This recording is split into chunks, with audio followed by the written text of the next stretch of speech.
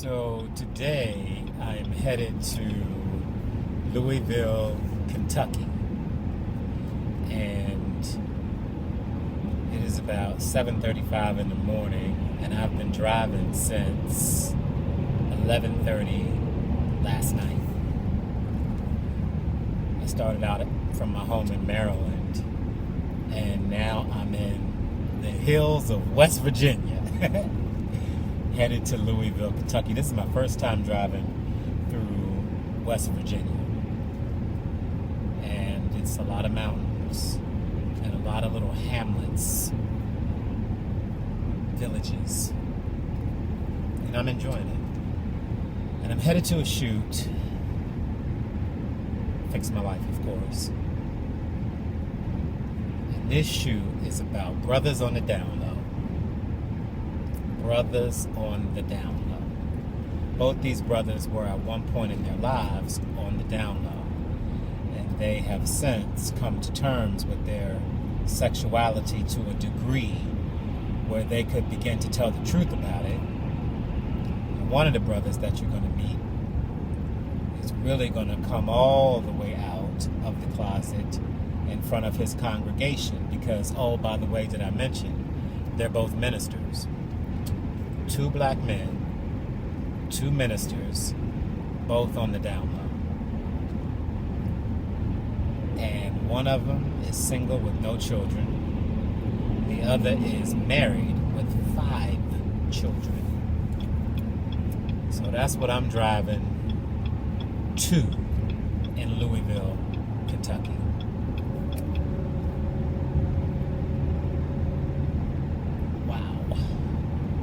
Many of us know brothers on the down low. Many of us do. And back in the day, ever since Elin Harris, God rest his soul, began writing about the down low lifestyle with brothers, it became more popular. Not more popular, but it became more, people began to know more about it and understand it because he wrote about it in a way that we had never really seen before and read in novels. And a lot of people had no idea that this was even going on. Some of us did, but a lot of people didn't. So that was probably, I think I read his first book in 1991, so that was some years ago, 20 plus years ago, 24. But now it's much more talked about, and it's much more known about. Although the hardcore down low brothers would never do what these brothers are doing. The hardcore down low brothers, you can't even convince them that they're gay, even though they have sex with men on a regular basis. So these brothers have obviously evolved beyond the down low to a degree that they can talk about it and take some ownership in the way that they're living. So this is going to be good, and I'm looking forward to it. I've stopped 3 times. Once to pee, once to get gas, and once to sleep. So I still have 4 hours and 42 minutes to go. But I like driving. My mom said to me the other day, you must really like driving. And I do like driving. I like driving because I can put all my stuff in my car and I can be on my schedule. I don't have to rush. I can keep my zen state of mind, and I can be peaceful and calm and centered and move at my own pace, and I like that. So what's going on in my spirit today? I feel really good. I feel blessed. Everything that's not going right in my life is just an opportunity to heal. That's all it is. It's just an opportunity to come up higher and to heal. And so I receive everything that is not the way I want it as an opportunity to heal. Or as they say in the Christian church, I count it all joy. So I'm going to lay back into the rest of this drive. And of course, on this journey, I'll show you as much as I can in Louisville, Kentucky.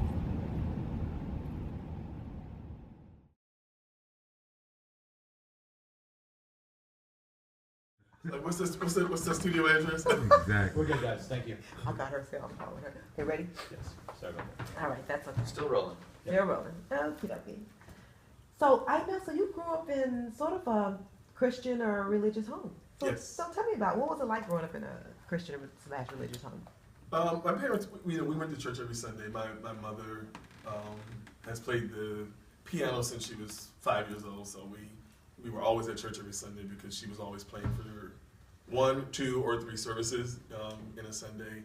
And probably when I was 15, 16 years old, my parents became a little more involved in church, and it seems like they were taking a deeper root with Christianity. But we didn't have a lot of restrictions. We still were able to do lots of things. But my parents were adamant about us. At 11 o'clock when the choir sings "Praise God from Whom," you need to be there, regardless of where you were last night, and regardless of what time you came in. So we understood that. That is definitely a Southern thing, isn't it? Absolutely. No matter what happens on Saturday night, you are in church Sunday morning. Absolutely. Being gay or being a homosexual. Did you have any encounters prior to getting married? Any? Yes, I had encounters with boys as early as the 4th grade. Was my first sexual encounter that I remember, that I recall. Prior to that, just the normal, what I considered, or what I think is normal, just playful touching with other boys, maybe at a sleepover or something like that. I mean, that happened prior to that, but no real sexual encounter. I do remember at the 4th, 5th grade, starting at that point. They continued 2 years before I was married. I at that point felt I was delivered, the word delivered, and deliverance for me, as I described it to my family when I expressed to them, that I was embracing my sexuality, is what I described as deliverance was really just discipline and mastery of what to do and what not to do to refrain from engaging in homosexual activity. It wasn't that the appetite wasn't there or the desire wasn't there. It's just I didn't give in to the tendencies, much like my parents, who both smoked, who don't smoke anymore, who say, even 30 plus years later, they have those days where they get a taste for a cigarette. It's not that they're gonna go smoke one, but they have the taste for it today. And so that's what deliverance was for me. And it was only when I got to that point that I felt like I could be married because, wow, I've had 2 years successfully of not engaging in any of this activity.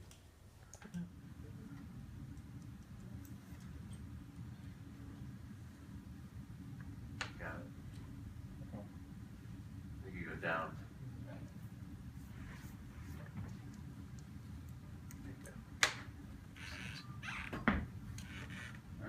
Right. Sound speeds? Over a little bit more. Yeah, great. Perfect. Spin. Derek, take 2, marker. Okay, Derek, and here we go again. So this one here, just I'm gonna look at me, okay? So we're gonna be best friends, all right? Yes. Move me over somewhere. Is that better? Yep. Do I do a shot? Nope. Okay, so basically what we're gonna do is just answer complete sentences, okay? If I stop you, that means I just need a complete sentence. That doesn't mean that it's wrong. It just needs to be complete, okay? So the first thing I want you to do is say and spell your name for me. Derek, D-E-R-E-K. Terry, T-E-R-R-Y. So, Derek. Morning. Morning. Morning. Jeff. What's that? How are you? Kiss me. And what do you do? Camera. No! Are you kidding me? They let you go? I know. They let you come be with me? They did. Hi, sweetie. Good. Good. Hi. What do you do? Hello, and what do you do? What's up, Dave? What? Hi, sweetie. How you doing? Good, how are you? Good. I think you didn't Is that everybody? No, back up. Hi.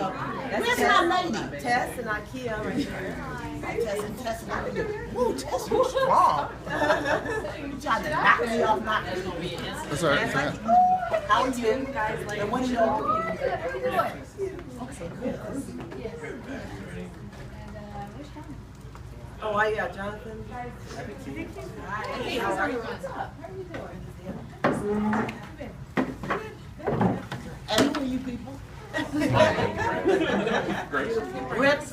Grapes. Grapes. We love the grapes. You saw Greg? Yes. And let him come be with me. Hi. Who is that hiding back there? Come in. Please slide Hi, over that a Tim. little bit more. Make the circle a little bigger.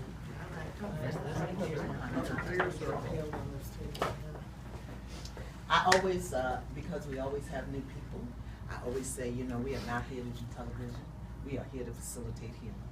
And we need everybody to bring their heart and their soul and their gifts and their talents to this right now moment. This is a very, very important story, difficult story, but also an important story.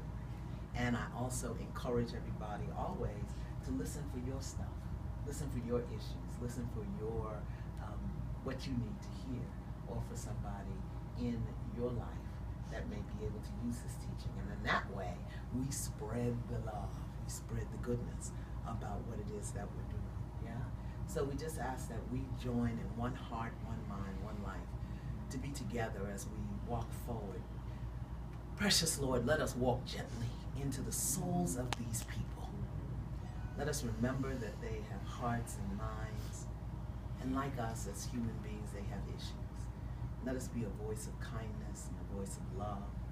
Let us be gentle in all that we do, in the way we speak to each other, in the way that we connect with each other. We ask that anything that could be an interference or a disruption, let it be lifted into the highest realms and transformed into something good. We are here to do thy will. Please show us how as we move forward to fix a life. Stretch. Test. That's Maddie. Stretch! Oh, Maddie. Stretch! 1, 2, 3. Fix a life. Excellent. Go, we're good. Okay, got it? Yep. Okay.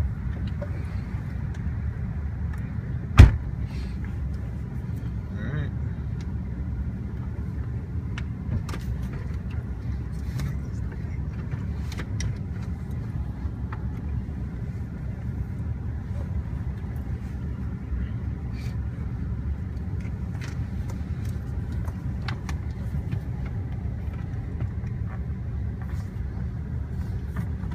All right, what are we talking about?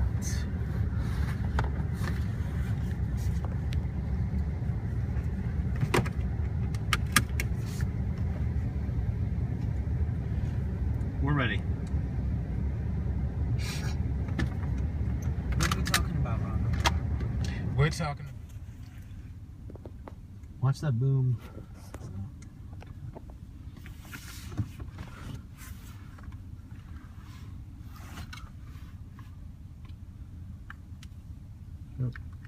Well, they're going around. It's fine. I got him, Jeff. Truck in the back. Okay, here we go.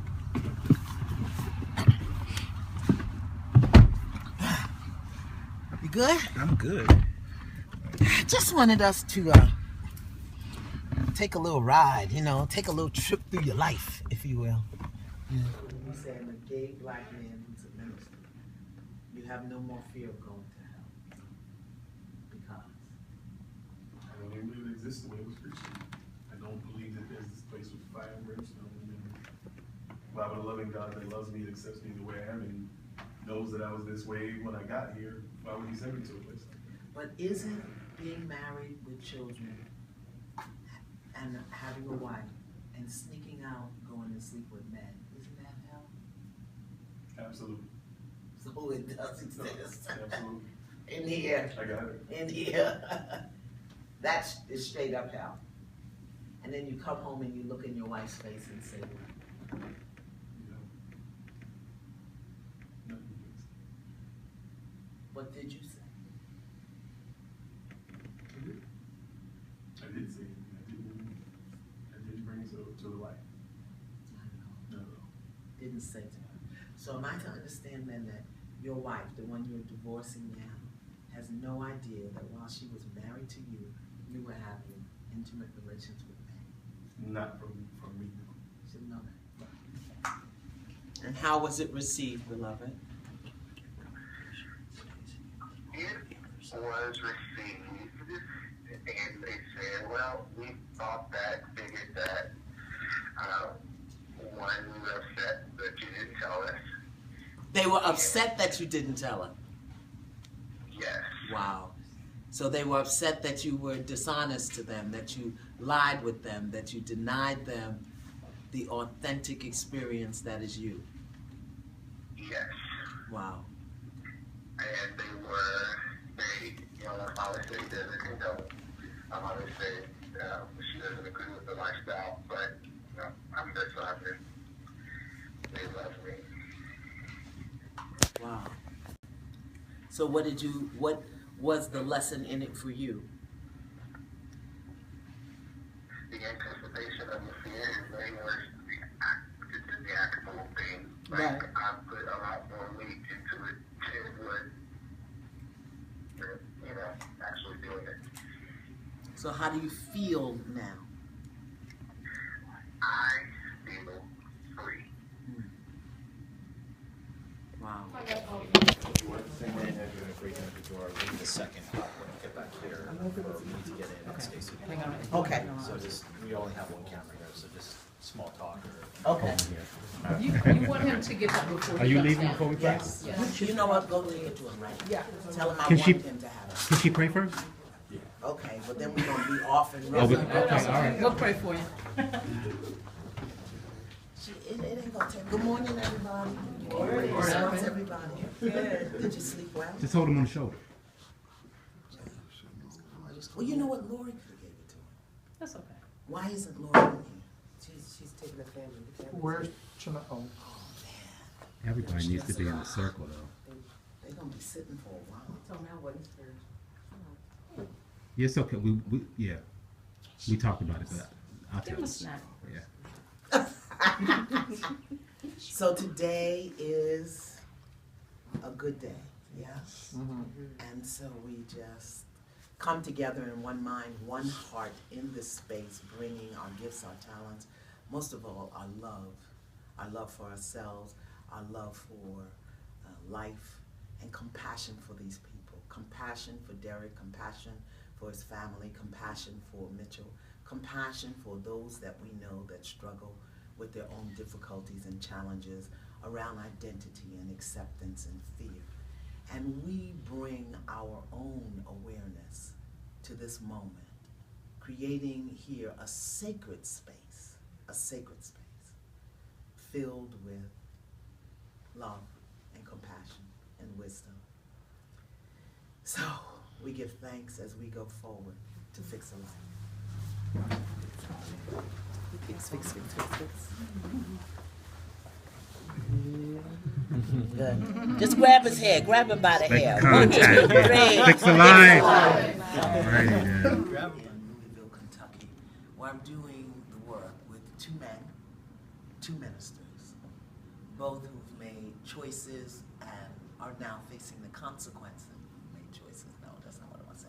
It's day 2 here in Louisville, Kentucky, where I'm doing the work with two men, two ministers, both of whom are gay, both of whom are coming out and beginning to face the consequences of the choices they've made in their life. You know, we all have something that we would rather other people not know about us, but there comes that moment when we have to understand that who we are, just as we are, touches and affects everybody we know and love. And the more willing and able we are to stand in our truth, the more willing and able, not willing and able, I don't know what the hell I'm talking about. It's okay. I just could give you, just let people into our process. At the end of day 1, we send people off, they marinate in it, and this is the top of day 2, and we're gonna. Okay. It's day 2 here in Louisville, Kentucky, where I'm doing the work with two men, two ministers, both of whom are gay. Derek and Mitchell had some powerful awarenesses yesterday. and did some powerful work. Now Derek went off to share his authentic truth with his family. And they're all going to be here today. And we're going to deal with the fallout of that. Mitchell had some truth he still needed to face. So he marinated in that all night. And this morning he's back. And my hope is that he's had some powerful revelations and is really ready to tell his truth. That's the ghetto tissue.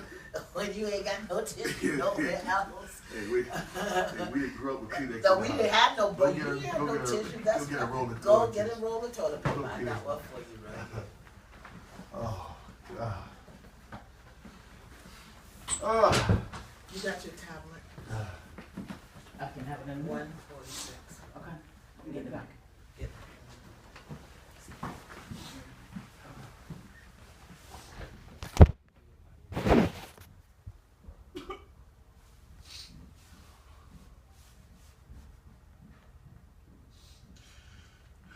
Want some ghetto tissue? Yeah, I take it.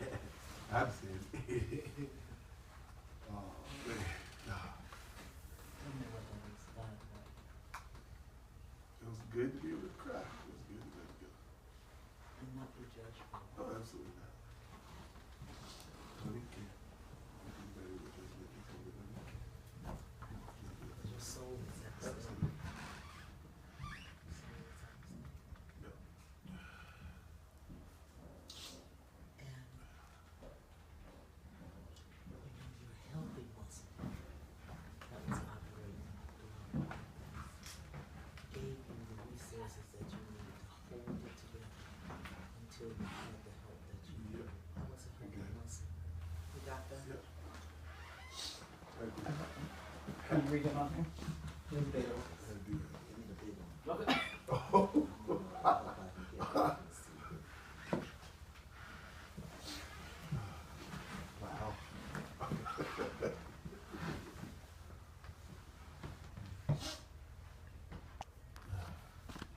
I'm always willing to. Someplace in there, I'm wondering if the truth is that you're not a gay man. You are a man who has sex with men and haven't really stepped into the total authentic awareness that you are gay. Just wonder. Just think about it. Okay. Anything you need to say? Everything that he does in this society, this lady that I know in this hard, you know, and now, like I told him, I said, bottom line, I said, it was hard for me at first, but I thought, as a mother, I wasn't expecting my son to come out and tell me he was gay.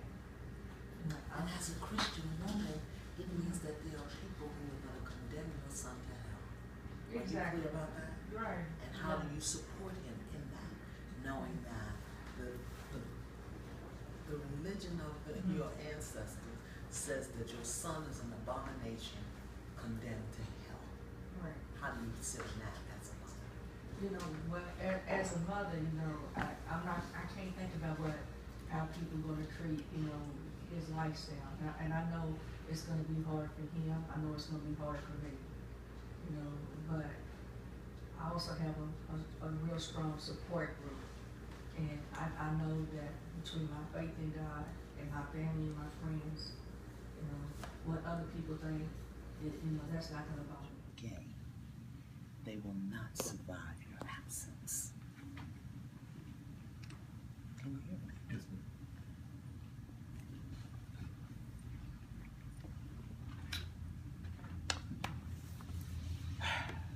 I want to talk to you. Okay? You all right? Yes. Get some rest tonight. If you need to if you meet the shepherd again later on. You know who to call? You know how to call, right? Hello! Me and the shepherd.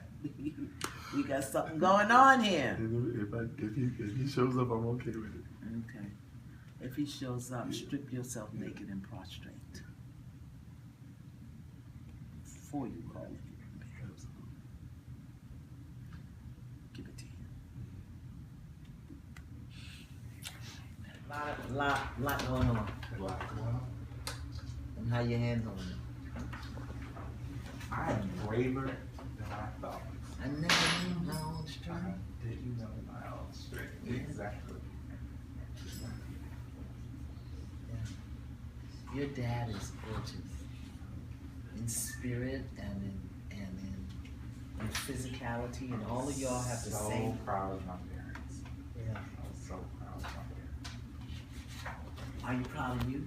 I'm very proud of you. I am very proud of you. Yeah. So you came out to your family. Now tomorrow you're going to come out to your community.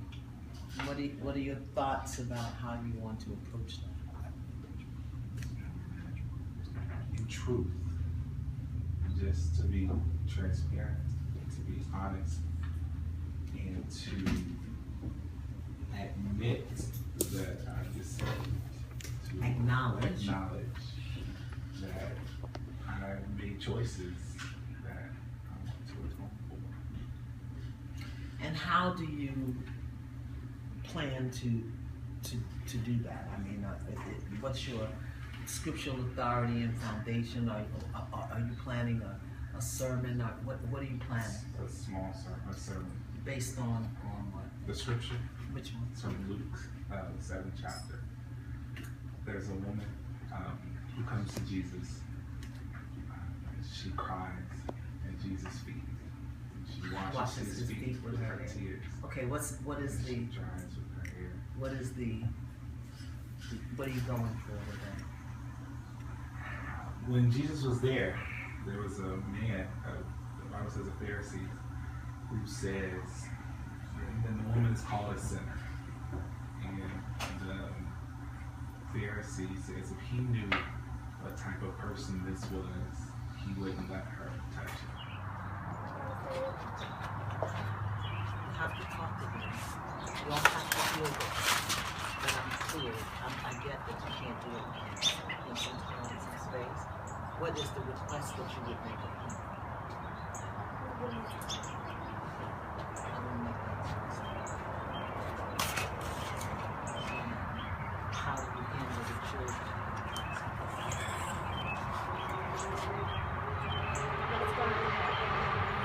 Because now knowing what I know, like I can't continue to work my feelings. Yeah, but he didn't betray the children by having that traumatic feelings he betrayed you. It's true, but a large part of the reason why I have been so supportive with him and the kids and making sure that they,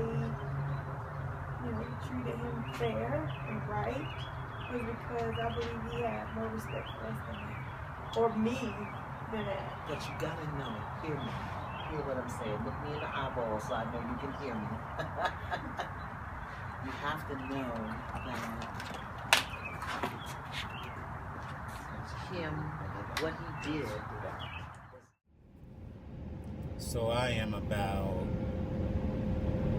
3 hours into my 11-hour drive from Louisville, Kentucky, back home to the eastern shore of Maryland.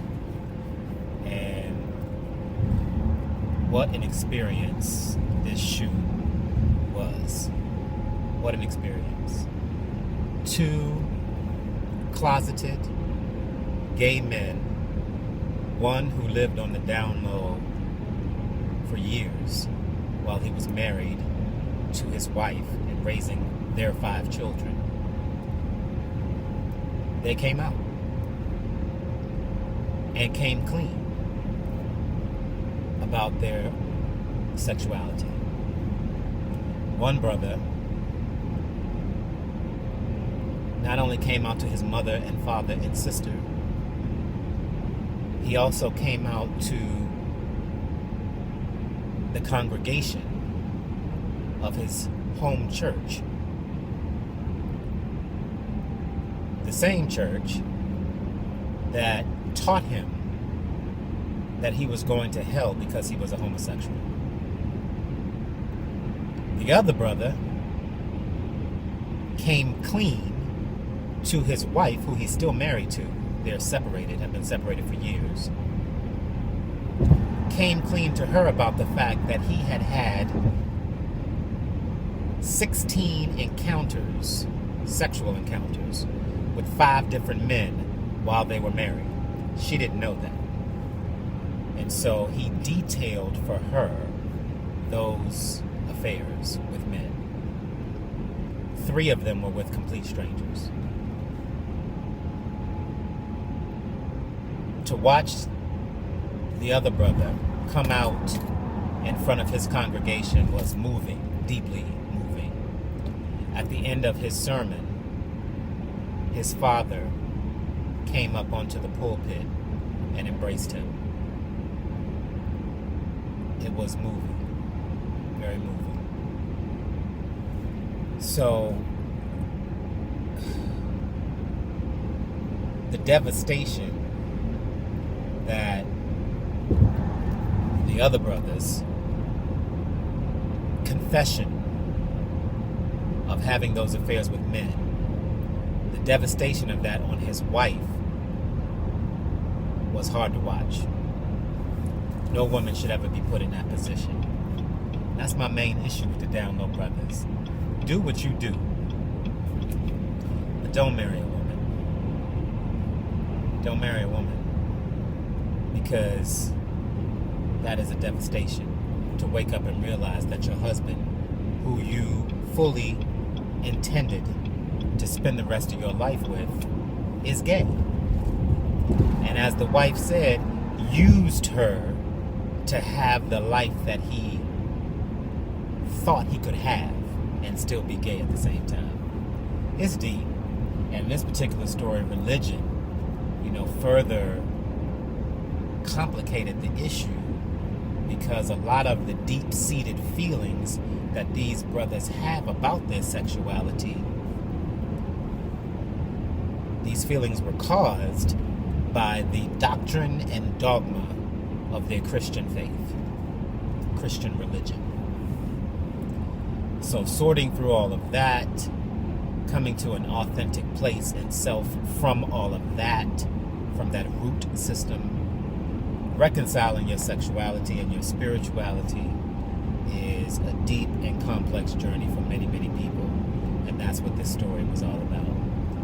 So I'm headed home. Back to my life.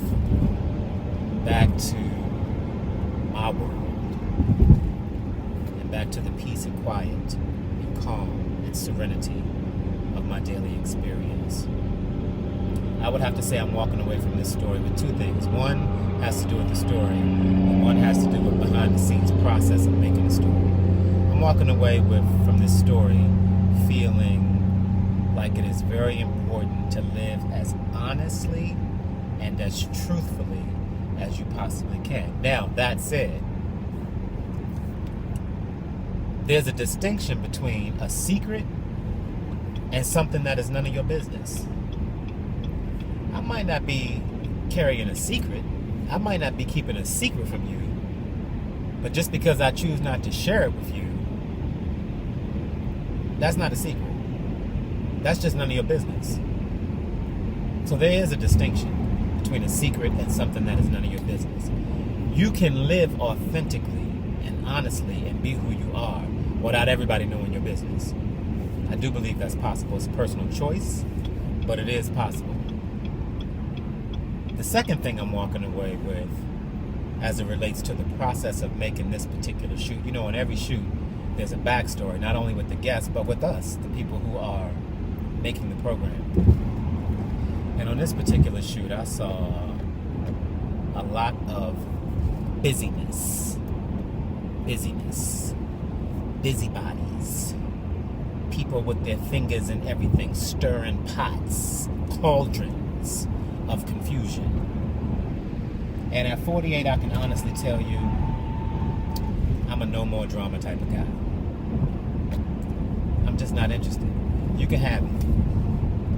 you can have it. Now, there was a time in my life, and even in this program, where I would have been all up in that, you know. And now I just sit back in the corner quietly and watch it go to hell. I'm not interested. You can have all that. I don't create my life experience from chaos energy. I do not.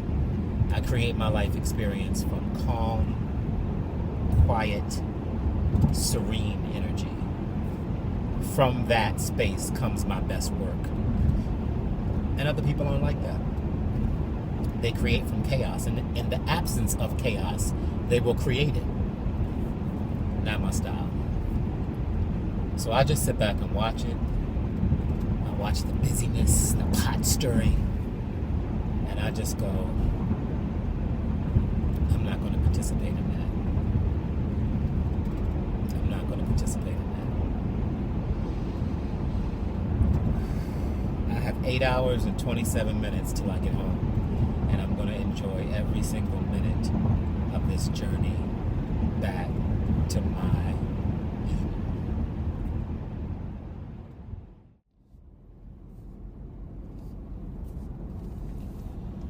So today I am headed to Richmond, Virginia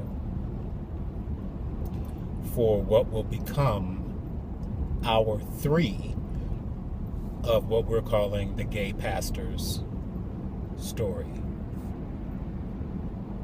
2 brothers who are sharing their story with us. One is single, not married. One married, recently divorced, with 5 kids. Both gay, and both kind of coming out to the world, coming out to the world through this Fix My Life process. About almost 2 weeks ago, we did 2 hours. We shot enough footage for what would become 2 hours, 2 episodes of that story. Today I'm headed to Richmond, as I said, so we can do a 3rd hour on that story. Our first gentleman, Pastor Derek, was from Louisville, Kentucky, so that's why we were there. Our second gentleman, Mr. Mitchell, lives in Richmond, so that's why we're going there to follow up with him and his family and his ex-wife, who he made a full confession to for the first time of just what the extent of his infidelities with men were when they were married. And the last time we saw her, she was on the porch in complete and total breakdown. So we're going to pick it up and see what has transpired in the days and nearly 2 weeks since we were last there. So I'm headed to Richmond today. It's a Sunday, and I'm taping this or recording this in April, a couple of days before my 49th birthday, which I'm really looking forward to. I'm not one of those brothers who regrets and dismays getting older. I love it. As long as I'm getting better, I'm all for it. So I'm getting better. And I was thinking this morning, there are always higher levels of healing to come up into. Always higher levels of healing. And I am on my path, on a healing spiritual path. But there are always levels. There are things that I'm working on every single day. Things that I see on my body, thoughts that I think in my mind that need healing. And so I work on it diligently every single day. And sometimes I get discouraged and I feel like it's not happening fast enough, and I feel like I'm not dedicated enough or not committed enough. But I just keep on moving in the right direction. And my encouragement to you is that that's what we all need to do. Keep moving in what for you and what for me is the right direction. And that's what I do. I keep moving in the right direction for me. And keep taking all of my troubles and temptations as opportunities for joy. count it all joy. So I have about a 4.5 hour drive ahead of me. I like to get there during check-in time for the hotel and just relax. This morning, I was going to Walmart to get a few things, and I was sitting at the light to turn into Walmart, and it seemed like it took forever. And if there was nobody behind me, I would have been fine with it taking forever. I just would have sat there, but there were cars behind me, so I kept nudging up to the light a little bit, thinking that maybe I wasn't close enough for it to motion detect my car. And we waited and we waited and we waited. And finally, when the coast was clear, I had about 3 or 4 cars behind me. I ran the red light and pulled into Walmart. And that was probably 5 hours ago. And I keep thinking about it. I didn't feel good about it when I did it. I saw the traffic camera up there, so any day I'm expecting a ticket for running that light. So I started talking to myself, like, what was that all about? Like, why couldn't I wait? I was feeling pressure from the people behind me, although nobody beeped their horn. It was all in my head, but I was feeling pressure from people behind me. And I was feeling impatient, and so that's a lesson that came to teach itself to me today. Sometimes you gotta wait just a little bit longer, because here's the thing. As soon as I made the turn and looked back, the cars were behind me because the light had turned green. So literally, if I had just waited 5-6 more seconds, the light would have turned. So life lesson. Sometimes you gotta wait just a little bit longer. Just a little bit. Just seconds. You know, if you're holding on, just seconds. Sometimes it just takes seconds for you to wait a little bit longer to make everything all right. So I went through my process of speaking to the universe, speaking to the Heavenly Father, the earthly mother, all my angels, and saying, you know what? I violated law. Not only the laws of my state, the laws of this country, but universal law. I violated that because of impatience. So practice and cultivate patience is what I started saying to myself. So I want to remove that action from the universe. Understanding karma and what we create, energy that we're creating, which is what karma is. And understanding that for every action there is an equal and opposing reaction. I want to remove that action from the universe in my consciousness and say, you know what, I understand what I did. I understand that is not what I wanted to do in my heart. And so I want to remove that action from the universe in consciousness and consciously cultivate good karma for that incorrect karma that I created. This is how I talk to myself. This is how I keep my consciousness cultivated, and I'm sharing it with you today. So that's kind of where I'm at. I'll do my best to keep you, as always, informed and show you as much of the process as I can. Sometimes I get so involved in what's going on, I forget to record, I forget to take pictures. So I will try to be mindful of that so you can get a little peek into what my journey is on this earth plane. It's a beautiful Sunday, not a cloud in the sky, and I feel blessed and peaceful and calm and centered on my drive to Richmond, Virginia.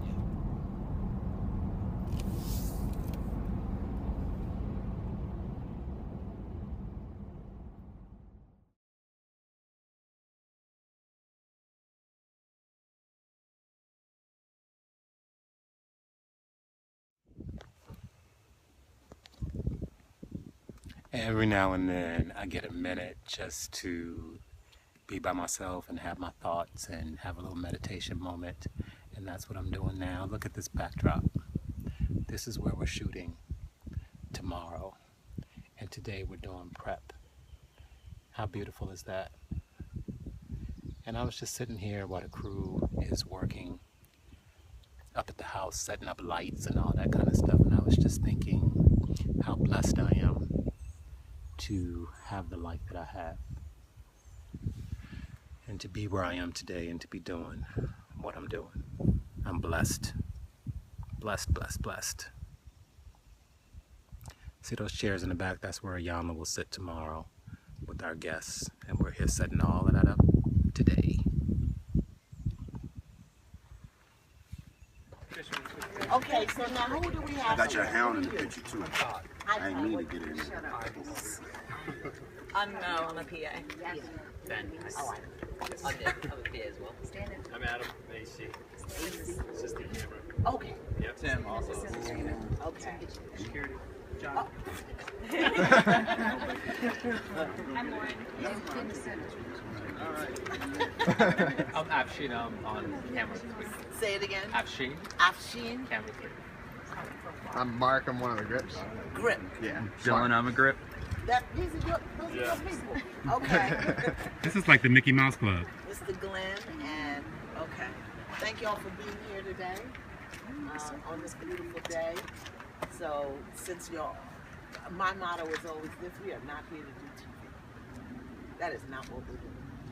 We are here to support and facilitate healing. So I always ask that when you see these people, to think of somebody in your life or think of yourself and listen for the things you need to hear, or the person in your life, what they may need to hear.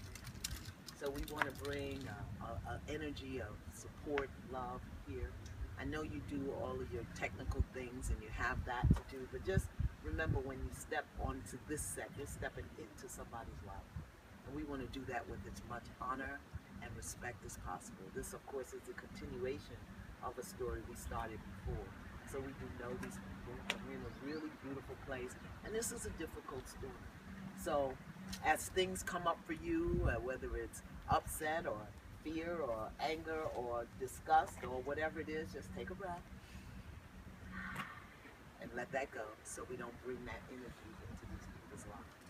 I always thank everybody for being here, for their talent and their gift. And remember, every step that you have taken in your life has brought you to this moment. So you're here for a reason, just as we are. So we give much gratitude for this beautiful day, for the new life from these trees and this grass, for this water. We have all the elements here, all of the elements, and we're so grateful as we go forward to fix a life. Why is your hand over there and my hand is over here? You is just 1, 2, 3. Fix the life. You got a hand out there. Where's your hand at? Is gay. What goes through your mind as a woman? Initially, it's like, okay, this is some talk shit. Doesn't happen in real life. Right. This is what we see on call names. Right. So, but after that, it's like, okay, I gotta get past this because I still have children, and both parents can't choose to do what they want to do. Somebody has to be, responsible now. So you think that he chose to? I don't believe that he chose to. Prior to our last meeting, I felt that he chose a lifestyle because according to what I knew, he had not been indulging in any homosexual activity.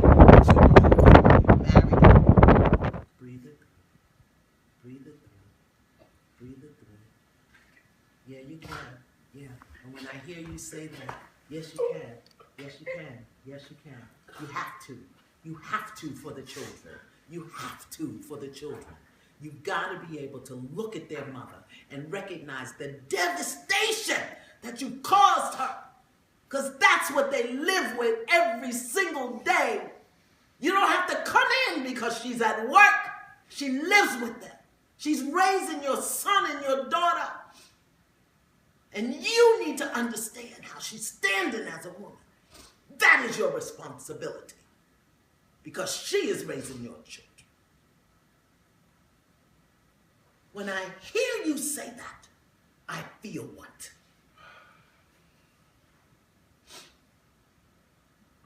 I hear you say that. I feel your hurt, your pain.